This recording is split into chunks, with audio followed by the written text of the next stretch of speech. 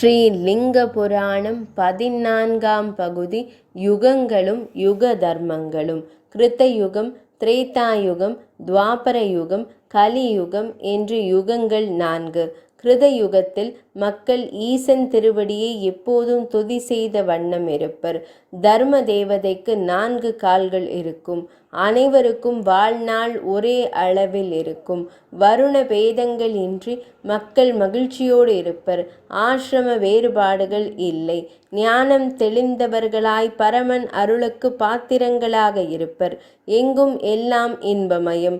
மக்கள் சாத்விக குணம் உடையவர்களாய் பொறாமை, விரோதம் இந்த குணங்கள் ஏதுமின்றி இருப்பர். எல்லா உலகிற்கும் அவர்கள் செல்லலாம்.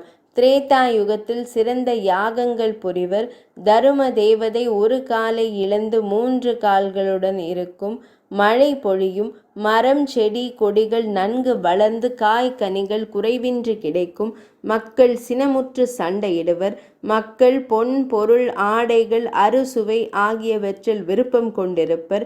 இளம் கன்னியர்களுடன் கூடி இன்பமாக வசதியுள்ள வாழ்வு வாழ்வர். மன்னர்கள் நாட்டை பெருக்க போர் புரிவர். எளியோரை வலியோர் வாட்டுவர். சில அரசர்கள் தரும நெறியில் நின்று உயர்பதம் அடைவர். துவாபர யுகத்தில் மக்களுக்கு கோபம், போட்டி மனப்பான்மை, சண்டை சச்சரவு இருக்கும். இந்த யுகத்தில் தரும தேவதை 2 கால்களை இழந்து 2 கால்களிலேயே நிற்கும். இந்த யுகத்தில் பாவம் புண்ணியம் வேறுபாடு புரியாமல் குழம்பிய மனத்துடன் மக்கள் தவிப்பர். குழம்பியிருக்கும் வியாசமா முனிவர் வேதங்களை பாகுபடுத்தி 4ஆக வகுப்பார். புராணங்களும் இயற்றுவார். கலியுகத்தில் மெய்ஞானம் விளங்க தானம் புரிவர். தரும தேவதை இந்த யுகத்தில் 3 கால்களையும் இழந்து ஒற்றை காலிலேயே நிற்கும்.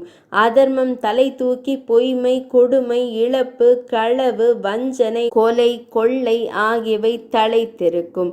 அந்தணர், அரசர், வணிகர் பலவகை இன்னல்களுக்கு ஆளாவர். ஒழுக்கம் தவறி நடப்பர். மன்னர்கள் அல்லது ஆட்சியாளர்கள் பொன்னும் பொருளும் சேர்ப்பதிலேயே கண்ணும் கருத்துமாயிருப்பர். அந்தணர்கள் வேதம் வேள்வி பின்பற்றாமல் போக வாழ்வு வாழ்வர். வணிகர் பேராசை கொண்டு அதர்ம வழிகளில் செல்வர். வேடதாரிகள் மிகுதியாக இருப்பர். பெண்களிடம் ஒழுக்க குறைவு காணப்படும். கிருத யுகத்தில் ஓராண்டு தவம் செய்து பலன் பெறுவர். திரேதா யுகத்தில் 3 மாதங்களில் அத்தகைய பலனை பெறலாம். துவாபர யுகத்தில் ஒரே மாதத்தில் பெறலாம். கலியுகத்தில் இறைவனிடம் பக்தி செலுத்தி தூய உள்ளத்துடன் பூஜை புரிந்து ஒரே நாளில் அருளும் மேற்படி பலனும் பெறுவர். ஈசன் திருவடிகளில் சரண் புகுந்து அவரே அனைத்தும் என கொள்பவர் வீடு பேறு பெறுவர். 14ஆம் பகுதி நிறைவடைந்தது.